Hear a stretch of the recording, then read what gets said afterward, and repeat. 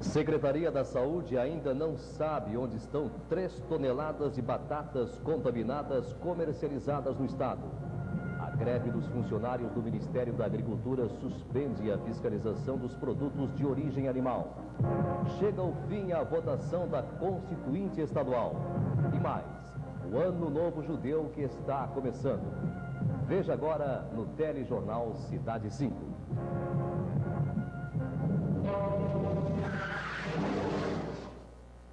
Hoje é o primeiro dia do ano 5.750. Em Porto Alegre, uma grande comunidade comemora a entrada do seu ano novo. O pôr do sol hoje teve um significado especial para cerca de 15 mil porto-alegrenses. É que os judeus comemoram a partir de agora o ano novo, que no seu calendário está marcado como o ano 5.750. A maior parte da comunidade judaica está concentrada no bairro Bonfim. Aqui ficam 5 das 6 sinagogas da capital e também a Associação Israelita. O Ano Novo, ou Rosh Hashanah, será comemorado com muitas preces e em família com uma refeição especial, cheia de simbolismos. Vinho, pão, maçã e mel. É o desejo dessa comunidade para que o próximo ano seja doce. E no que representa para os judeus o Ano Novo? O Ano Novo para o povo judeu representa o início do ano, que também é chamado a cabeça do ano, aonde que nesta data é decidido tudo que vai ser para o futuro, que a gente diz é que nem o julgamento de todos, de todo o universo e de cada indivíduo individualmente. Por isto que nessa data todos os judeus vão para a sinagoga pedir ao grande Criador um bom ano. Por que o calendário judeu é diferente? Ele é diferente porque o ciclo que ele está acompanhando primeiro começa com uma época bem anterior, que esse ano estamos comemorando o início de ano novo do ano 5.750, que vai a história até Adão e Eva. Em outras palavras, estamos comemorando a criação de Adão e Eva, a criação do mundo, que nós chamamos o aniversário do mundo de acordo com a história do povo judeu, de acordo com a história da Bíblia. Qual seria a saudação para este ano novo? A saudação que a gente diz que o ano 5.750 corresponde em letras em hebraico, cada letra representa uma palavra que pode dizer que ela está sendo traduzida no hebraico que seja um ano de milagres.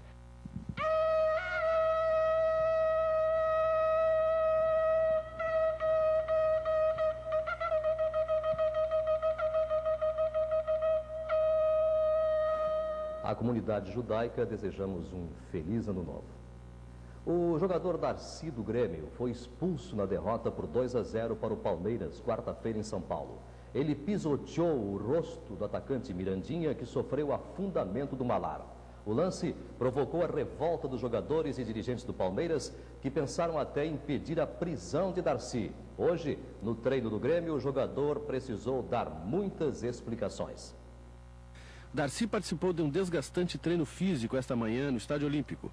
Apesar da expulsão que o impedirá de disputar a próxima partida do Grêmio no Campeonato Nacional, ele está se preparando para enfrentar o River Plate pela Supercopa na próxima quarta-feira em Buenos Aires. Quanto ao incidente com Mirandinha, Darcy está arrependido e quer esquecer tudo. Acho que isso aí já faz parte do passado, né? Pertence ao passado. A gente sempre tenta esquecer alguma coisa que foi ruim e posso desejar para o Mirandinha realmente melhoras, né? E que isso aí comigo, na verdade, nunca mais vai se repetir e que sirva de exemplo para todo mundo. Agora, tendo já passado alguns dias, você tem um distanciamento crítico exato para saber, para avaliar o que exatamente aconteceu com você? É difícil de analisar, né? Porque um lance bastante difícil, porque o Mirandinha deu o carrinho em mim por trás, né? Me segurou a perna e o juiz, de repente, não deu a falta porque poderia ser um lance de vantagem, né? E o jogador não soltou minha perna, então eu com a perna esquerda presa, soltei a direita para trás e com infelicidade, né, acertei ele, que realmente não tive a intenção, foi um azar meu, maior dele, né, e como eu já falei, isso aí não pode mais se repetir. Veja a seguir, Secretaria da Saúde ainda não sabe onde estão 3 toneladas de batatas contaminadas. A adesão à greve dos trabalhadores do Ministério da Agricultura no Estado já é de 98%, conforme informação do presidente do sindicato da categoria, Mauro Vargas. Com a paralisação, os produtos de origem animal já estão há 3 dias sem inspeção. O leite é um desses produtos. Segundo a Corlac, o controle de qualidade do leite que ela recebe e distribui não está sendo afetado pela greve dos fiscais do Ministério da Agricultura. Com cerca de 280 mil litros de leite distribuídos diariamente na Grande Porto Alegre, a Corlac é a segunda indústria do setor no estado.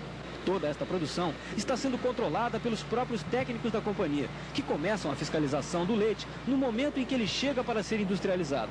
Depois da inspeção preliminar que é feita na área de recebimento do leite, é feita outra fiscalização de forma mais apurada, com equipamentos sofisticados, aqui nos laboratórios da companhia. Se o leite, por exemplo, veio de fora com água ou adulterado de qualquer outra forma, isto é detectado aqui e assim se impede que esse leite vá ser consumido pela população.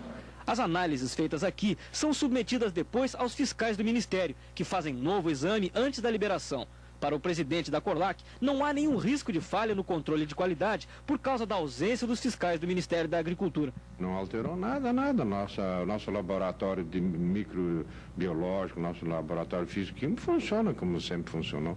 Apenas com ausência, nesse instante, de braço cruzado, os fiscais federais. Mas esta confiança da Corlac no seu controle de qualidade não convence os mais de 500 fiscais da delegacia do Ministério da Agricultura, que estão em greve há 3 dias. Segundo a liderança do movimento, as irregularidades no leite são detectadas pelos fiscais aqui do Ministério, mesmo depois do exame que é feito nas companhias. A Corlac diz que mantém o controle da qualidade do leite, mesmo sem a presença dos fiscais do Ministério da Agricultura. Ela poderá dizer isso, porquanto ela tem um setor que fiscaliza a qualidade do produto. Mas se isso fosse verdade, não haveria necessidade de termos em cada indústria de produtos de origem animal um fiscal do Ministério da Agricultura, porque diariamente ocorrem problemas sanitários e são condenados milhões de litros de leite por irregularidades que nós cremos não tenham sido detectadas no dia de hoje. As batatas contaminadas por mercúrio. A Secretaria da Saúde continua alertando a população para não consumir as batatas brancas compradas em quitandas nesta semana. O produto contaminado que vem de São Paulo não pode ser todo localizado. E no supermercado Carrefour, que adquiriu a maior quantidade destas batatas, é grande o movimento de clientes para devolvê-las. O movimento no setor de trocas do supermercado Carrefour foi intenso durante todo o dia. Até o final da tarde, foram devolvidos cerca de 1.000 dos 2.000 quilos de batata que haviam sido vendidas ontem ao consumidor. A senhora vai trocar por outra batata. A senhora acha que a outra não vai estar contaminada?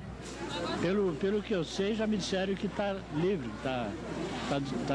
já estão vendendo ao público. Eu não sei se está contaminado ou não. No setor de legumes, os consumidores continuam comprando normalmente. A maioria acredita que não há perigo em ingerir o produto, mesmo que esteja contaminado. Outros ficam na dúvida. Será que tem? Mas por dentro, será que ela pegou e... O senhor está comprando batata aqui no Carrefour, o senhor não tem medo que a batata seja contaminada? Não. Por que não? Eu não acredito. Troquei a branca por causa que estava envenenada. Agora o gerente está dizendo que ele disse que já é outra, não é mais aquela. Mas a Secretaria da Saúde continua com a caça às batatas. Até ontem foram apreendidos cerca de 6.000 de um total de 15.000 quilos. O secretário em exercício, Quintiliano Vieira, afirma que as batatas estão contaminadas e é muito difícil encontrar o produto que já foi comercializado, porque não há notas. Foi a nossa maior dificuldade, porque se essa batata tivesse sido vendida com nota, nós saberíamos aonde estavam aqueles 7.600 quilos. Essa foi a grande dificuldade, a nossa grande preocupação e a nossa grande alerta à população. A batata que já foi apreendida, ela está realmente contaminada? Há um laudo comprovando isso? Há um laudo comprovando, nós temos um laudo técnico e essa batata está lacrada, tanto na SEASA, e essa batata nós, nas próximas horas, deveremos lacrá-la e devolvê-la ao estado de origem. O diretor administrativo da SEASA rebateu as críticas do secretário da Saúde em exercício. De acordo com Ernesto Teixeira, a SEASA só tem responsabilidade sobre a entrada dos produtos. A questão da comercialização e emissão de notas fica sob a responsabilidade dos atacadistas e produtores. O atacadista responsável pela comercialização do produto contaminado não se conforma com a apreensão. Luiz Schweizer acha que tudo não passa de uma grande confusão da própria Secretaria da Saúde. Eu já recebi o Telex atrasado com uma divergência. O Telex que está em minhas mãos, dizendo pela Secretaria que a mercadoria está contaminada, é Fazenda Três Marias. E a nota fiscal de produtor número 367886, que eu estou recebendo do produtor João Emílio Rochedo e outros, ela está situada no sítio Campo Belo. O senhor tem essas notas e a Secretaria poderia ter localizado os compradores? Não, é mercadoria vendida a pessoas diversas, pessoas, por exemplo, que vêm aqui, compram e saem a vender. A empresa de ônibus Belém Novo havia escapado do processo de intervenção da Prefeitura no sistema de transporte de passageiros da capital, mas agora a intervenção existe, embora não seja oficializada. A empresa Belém Novo está em concordata e tem 124 ônibus, sendo responsável por 10 linhas de Porto Alegre. De acordo com os técnicos da Prefeitura, esta ação realizada na tarde de hoje não é uma intervenção branca, mas sim uma operação de inspeção, que irá durar cerca de 30 dias. A medida adotada e que a Prefeitura não quer chamar de intervenção foi feita em concordância com o proprietário da Belém Novo, Edgar Pinheiro. Ele pediu concordata e agora a Prefeitura está controlando desde o pagamento dos funcionários até o abastecimento dos carros. Conforme informações não oficiais, a concordata foi pedida porque a Prefeitura não tem feito o repasse do dinheiro que a empresa tem direito por fazer as linhas mais extensas. Veja a seguir como foi o último dia de votação. A nova Constituição Gaúcha está quase pronta.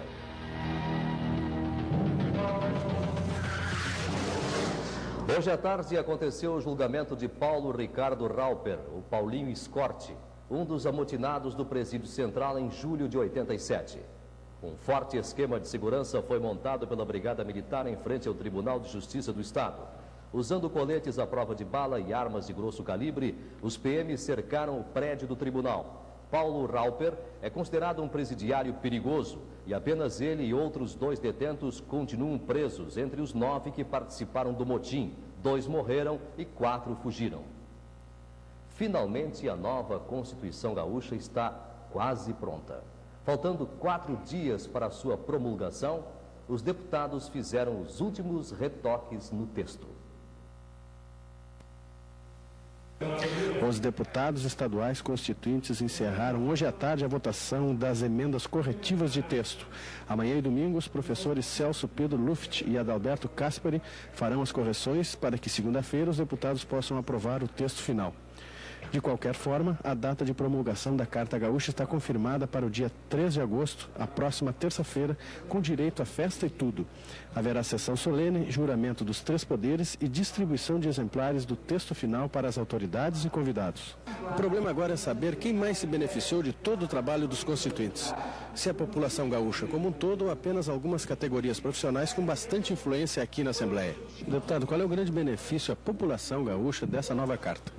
Eu entendo que existem vários benefícios. Poderia citar a participação popular na eleição, aliás, na elaboração de leis, ou seja, no processo legislativo. Eu indicaria também a recuperação das prerrogativas da Assembleia Legislativa. Eu poderia também mencionar a questão dos 35% que serão destinados à educação. Nós entendemos que a nova Constituição Gaúcha tem na transparência da administração pública, na colocação do governo mais próximo do povo, na descentralização do poder e dos recursos, o seu grande mérito. A ampliação da participação popular e das prerrogativas parlamentares que terão mais condições de fiscalizar os atos dos governantes. Terminamos com a Constituinte aquela limitação da participação do povo apenas eleições e depois disso o sujeito guardava o título e ia para casa.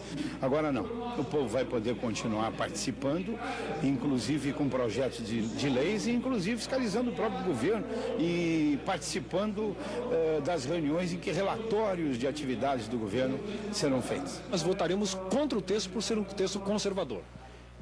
Veja a seguir, João Bosco traz a música com muito bom humor.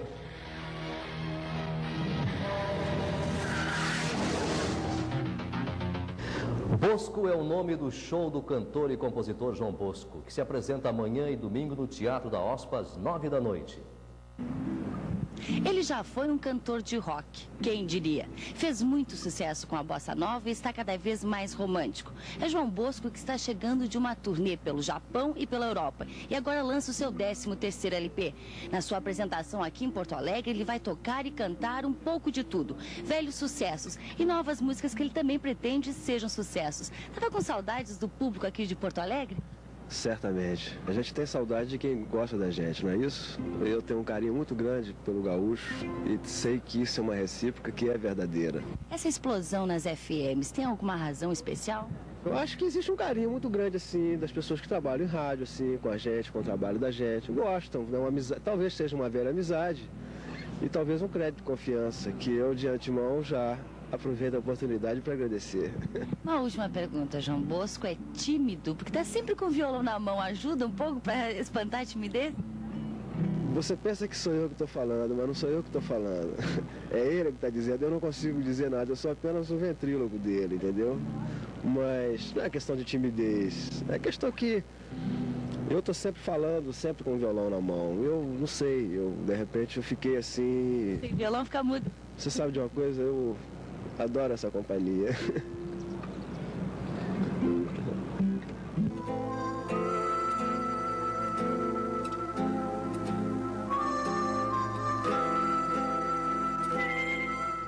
Boa noite.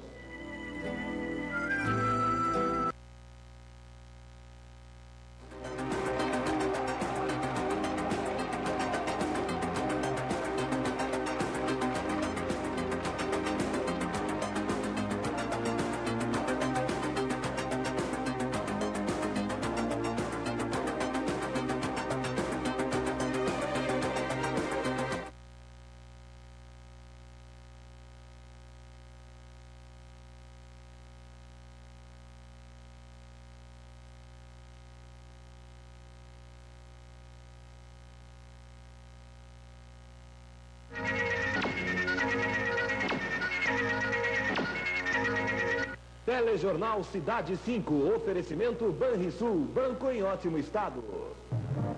O Inter perde para o São Paulo no Morumbi, 2-1. Livro de escritor gaúcho sugere cegar os criminosos em lugar da pena de morte.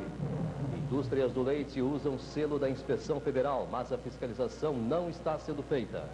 E o governador Pedro Simão nem sabe se o candidato do seu partido tem comitê eleitoral em Porto Alegre. O Telejornal Cidade 5 está começando.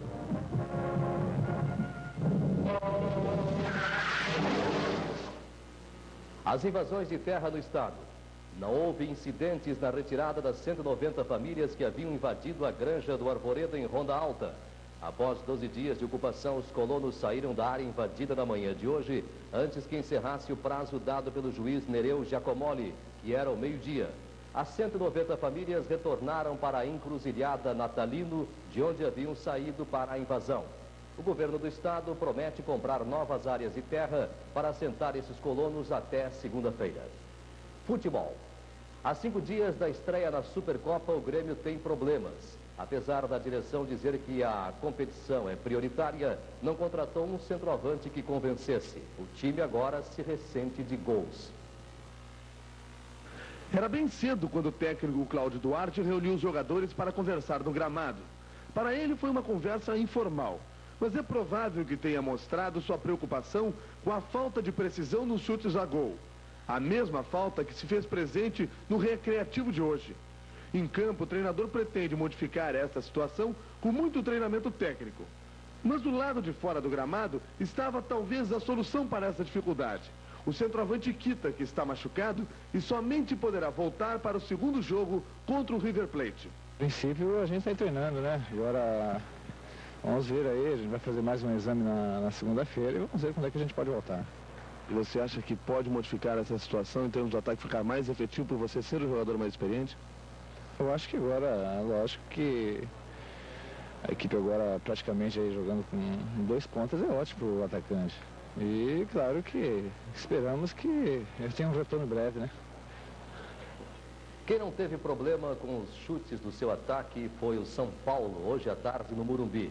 Azar do Internacional com o seu técnico interino Braulio. O Inter errou muito e acabou derrotado por 2-1.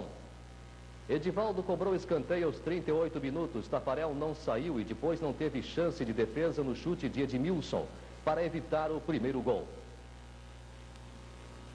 Ainda aos 44 minutos do primeiro tempo, Edivaldo manda a bola para a área.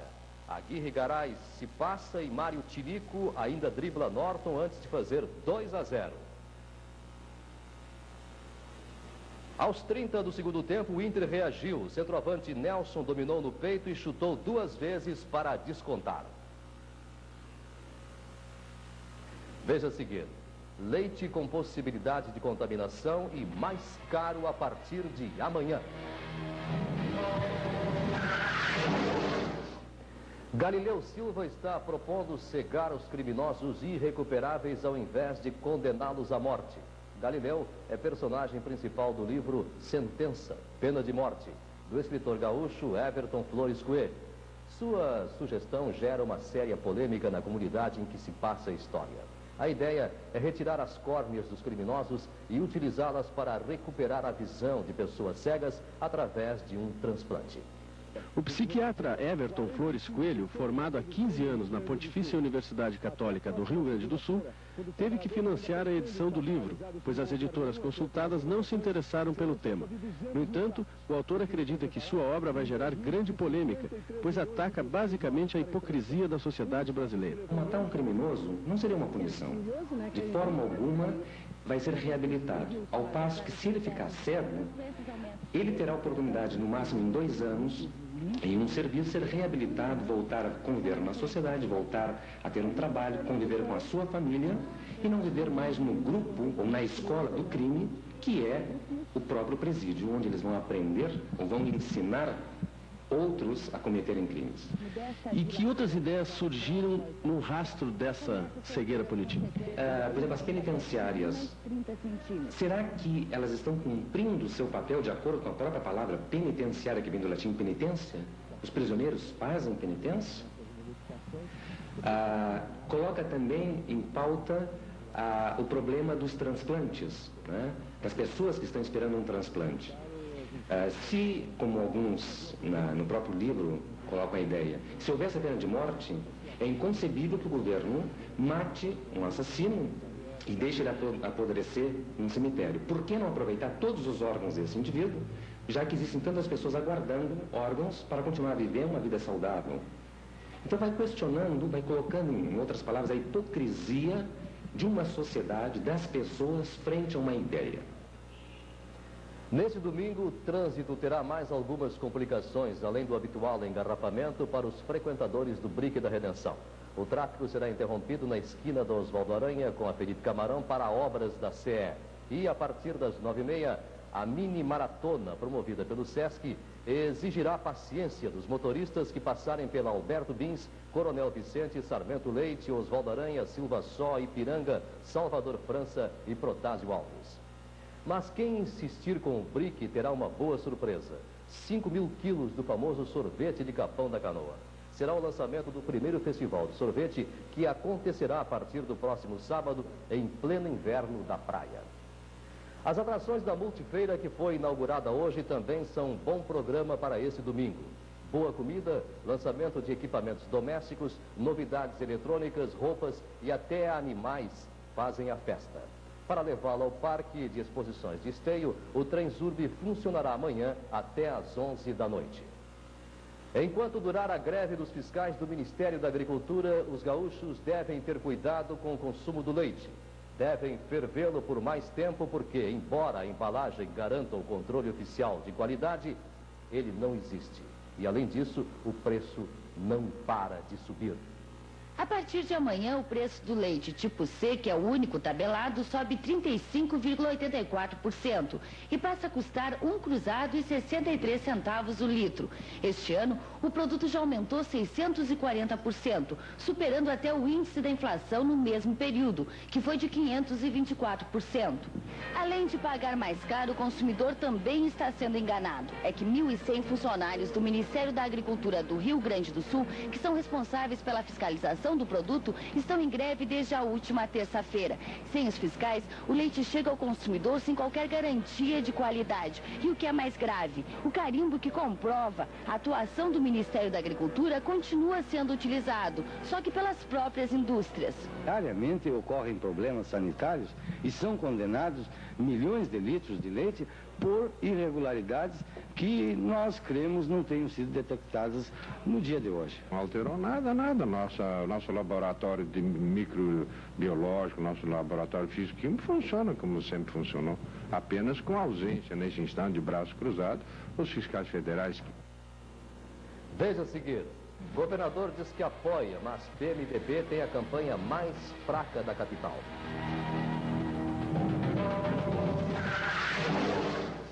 Eleições presidenciais. Faltam 46 dias para a hora da decisão.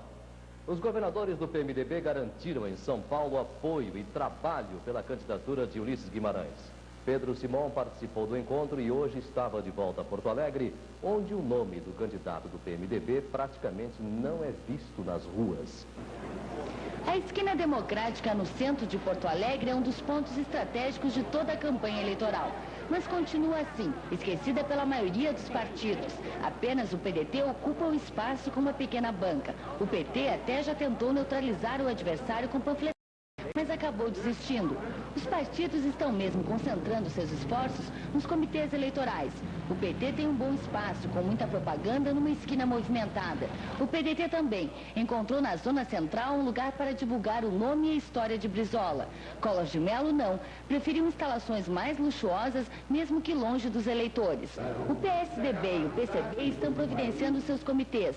PDS e PFL enfrentam problemas com a resistência gaúcha aos seus candidatos. A campanha de Ulisses Guimarães ainda não chegou às ruas de Porto Alegre. Passeatas e comícios só têm acontecido isoladamente no interior do estado e sem a participação do governador Pedro Simão.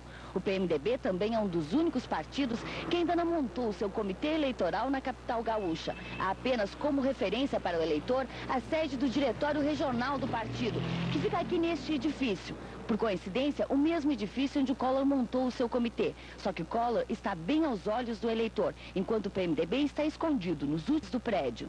E um comitê aqui em Porto Alegre? Todos os partidos têm um comitê, o PMDB não tem. Eu até nem sei se tem ou se não tem. Eu não poderia te responder isso, mas eu quero crer que Porto Alegre é a cidade mais conscientizada, mais politizada, e a hora que deverá se decidir vai ser daqui para dentro. Agora, sinceramente, você me deixou mal, porque eu não posso responder isso. É um descuido de campanha, então, governador. Vai prometer um comitê? Não, querida, você me deixou mal no sentido de que eu não sei se tem ou não tem. Não tem, governador. Só tem a sede do partido. Não posso te responder. Mas também tu vê ali a maioria dos comitês que tem vive fechados. E o PMDB vai abrir um comitê? Tem que abrir, não tem como deixar de abrir. O senhor promete ir para as ruas, fazer passeatas, montar um comitê? Passeata, não sei se é o caso de fazer passeata. Agora, eu, Pedro Simão, com o meu carro, vou caminhar o que for necessário pela candidatura do Ulisses. Pois é, e a campanha política deu um dos principais prêmios da Mostra de Comunicação da PUC, realizada nesta semana, ao estudante Álvaro Neri, no trabalho Os Presidenciáveis. Com voz, expressões faciais e muito bom humor, ele consegue realizar um debate, como o que vai mostrar agora. Boa noite. O senhor está trazendo pela primeira vez a Porto Alegre um debate pela televisão com todos os presidenciáveis. Na impossibilidade de alguns candidatos se fazerem presente nos nossos estúdios, alguns porque não gostam de debates, outros porque estão viajando, nós resolvemos trazer uma pessoa que pode representar a todos eles. E a nossa primeira pergunta é para o candidato da Frente Popular, Luiz Inácio Lula da Silva, que vem vindo mal pelas caronas aí, vem vindo mal principalmente nas pesquisas, Lula. Mas agora, com esse fato de você ser o primeiro nome na cédula eleitoral, pode mudar essa figura? A grande questão que a Frente Brasil Popular se coloca, veja bem, não é se você é primeiro da cédula ou se você é primeiro no Ibope ou no Gallup, ou seja, em qualquer outra pesquisa. A grande questão que a Frente Brasil Popular se coloca é se tem 1% de trabalhador, 1% da burguesia e 99% de trabalhador. Essa é a grande questão que a Frente Brasil Popular se coloca. E pela primeira vez num debate público estão participando duas pessoas frente a frente, Leonel Brizola e Fernando Collor de Mello do PRN. Leonel Brizola, como você está vendo o fato de enfrentar pela primeira vez publicamente no debate Fernando Collor de Mello? além de construir CIEPs, eu, além disso, vou questionar profundamente o papel da Rede Globo e de homens como o senhor Fernando Collor de Mello, que se disse marajá, que se disse caçador de marajás e que colocou 65 funcionários a seu bel prazer. O seu tempo terminou, governador. Nós gostaríamos de saber do candidato PRN, Fernando Collor de Mello, o que ele acha, o que ele tem a responder quanto a essas denúncias de Leonel Brizola. Eu, sinceramente, acho que estão me perseguindo. Porque, veja, Milton, no governo de Alagoas, muito mais do que 65 funcionários, foi esta pouca vergonha que acabamos. Agora, eu acho muito engraçado o senhor governador Leonel Brizola discutir sobre Marajás e não comentar como ele conseguiu sair de calcinhas quando saiu no golpe de 64. Sinceramente, isto não vem ao caso. Não cabe discutirmos calcinhas, sutiãs e outras coisas. Eu acho que se estamos numa eleição depois de 30 anos, eu, Leonel Brizola, estive no exílio, eu, um homem da ditadura, como o senhor Collor de Mello. Só um pouquinho, eu gostaria de complementar. Vem me falar em calcinhas. Mas nós vamos fazer agora uma pergunta para Ronaldo Caiado. Você tem trazido, Caiado, para o seu programa político um cavalo branco. O que representa esse animal? Veja bem, gostaria de deixar bem claro, em primeiro lugar, Milton, que o povo não se engana. Eu vim do interior e você sabe que no interior uma das coisas mais lindas é andar de cavalo. E andar de cavalo não é coisa para qualquer um, você sabe disso. Você se lembra do Figueiredo, quando ele caiu, se tomou dele de cavalo. Agora eu queria dizer o seguinte: cavalo branco representa pureza. Cavalo branco, no dia 15 de novembro. Muito bom, gostaram, né? Veja o seguinte, uma exposição lembra a velha Maria Fumaça.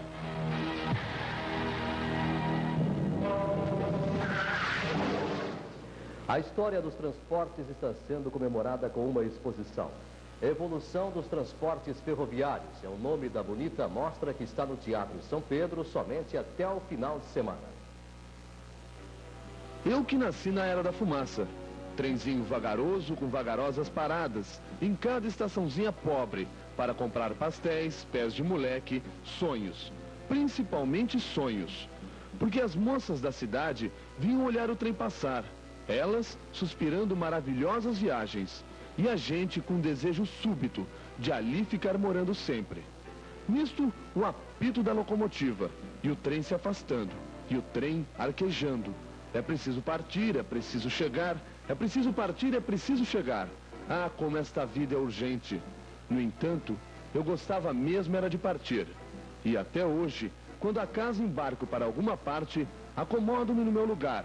Fecho os olhos e sonho. Viajar, viajar, mas para parte nenhuma. Viajar indefinidamente, como uma nave espacial perdida entre as estrelas.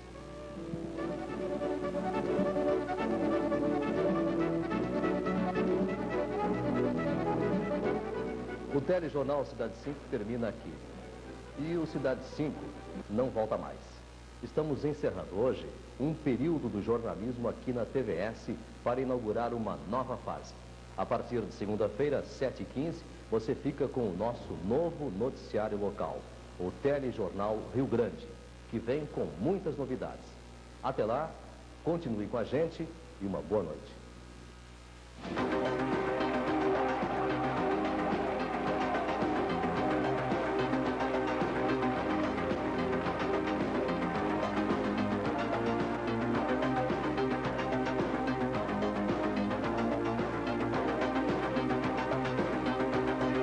Telejornal Cidade 5, oferecimento Banrisul, banco em ótimo estado.